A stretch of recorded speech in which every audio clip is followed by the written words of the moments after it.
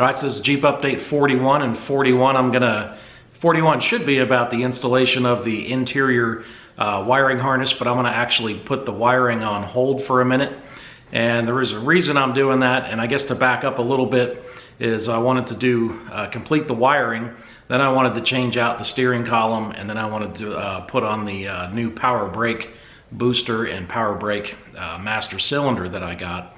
So I wanted to kind of do it in that order, but now that I'm kind of neck deep into this project, that order doesn't really make sense, and I think it's going to be a lot easier to change out the steering column and the power brakes, or the manual brakes to power brakes, without wiring in the way. And specifically, I can take the old steering column out, which gives me a lot of access to where the brakes, the brake booster mounts to the firewall. Those bolts are pretty hard to get to, and once I put the new brake booster on, I can put the new steering column in and then resume wiring. So I'm going to at least get it to that point. I'm not going to totally hook up the brakes in this Jeep update. I'm not going to totally hook up the steering column in this update, but that's what I'm going to do. And let me show you kind of why I want to do it in that order. All right, I'm going to try to show you guys why I feel the way I feel about doing this in that order. Is you can kind of see in there, those wires right there are just the dual electric fans I put in, and then my stereo, so those can be moved out of the way. The bolts that hold the steering column on are here, and then they're up against the firewall right back in here. And you got real easy access to those bolts with all the wiring out of the way. And the new wiring harness routes over that gap right there, and will be in the way to get to these bolts right here.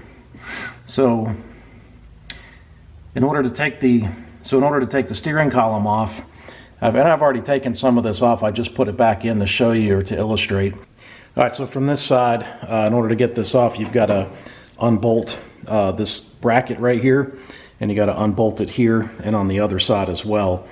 And once you do that, you're going to get a little bit of play in this thing, and you'll be able to work this bracket free.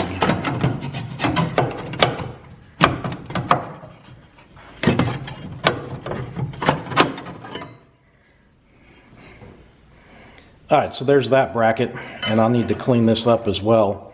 And then you also have this bracket that comes out.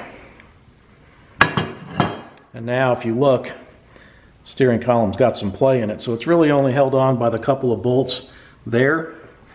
And then on the engine side, and I don't know how well this will show up, but on your steering shaft, there's a nut right there with an Allen head in it that you have to loosen.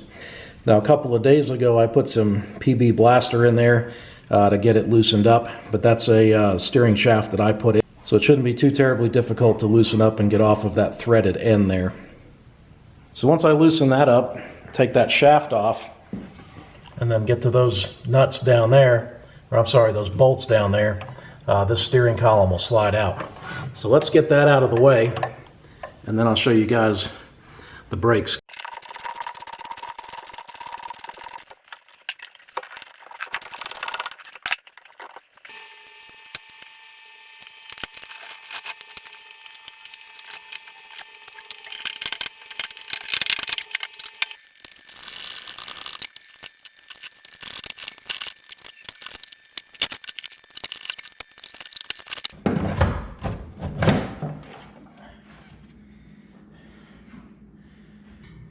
All right, steering column is out, came right out there. And how much easier is it going to be to get to those brake bolts right under there? So a lot easier to do with that thing out of the way. And again, that's kind of the logic behind why I wanted to do this out of the order I originally had talked about. All right, so the goal today is to get this manual brake booster out. I got to take off these two lines here, and then two bolts at the firewall to get it out. So on the inside of the Jeep underneath, I've got to take off this plunger right here for the brakes, and that master cylinder should pull out once I undo the bolts.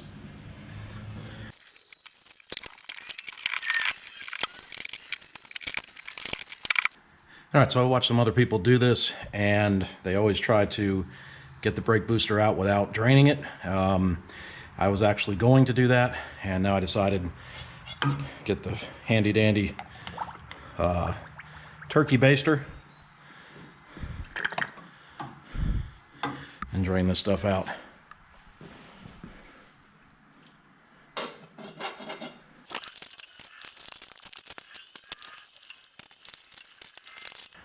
All right, that actually worked pretty well. I didn't spill any, a couple drops here and there, but certainly not the big mess that could be there if you don't drain these things first and spill it in your engine compartment.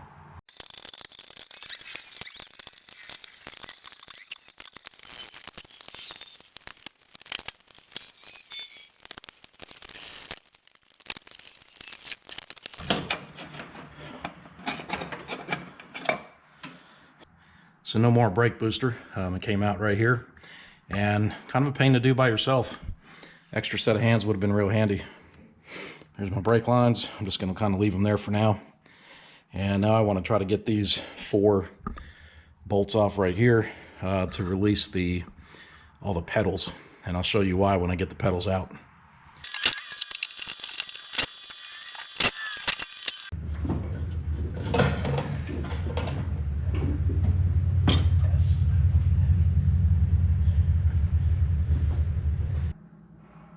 So 2 main reasons for pulling this thing out all the way. I didn't have to do that, but looking behind it, looks pretty rough.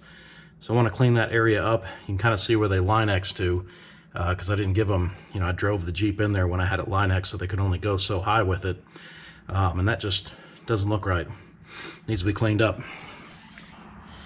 The other reason, just this general cleanup. I can also get to my brake switch under there. Replace that. I've already got a replacement for it, and just generally clean this piece up as well.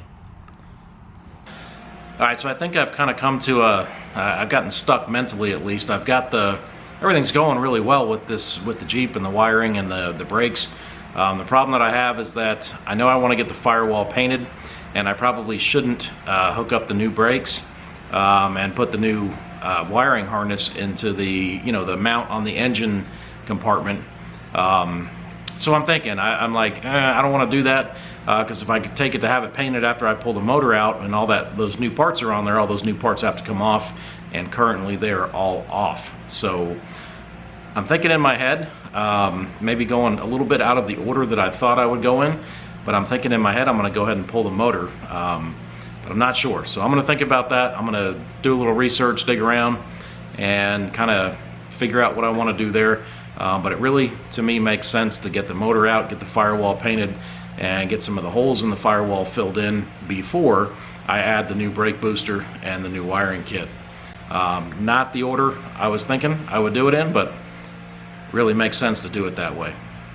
All right, stay tuned to the channel, more videos to come. And if you like this video, like the content of the channel, hit that subscribe button. Thanks for watching.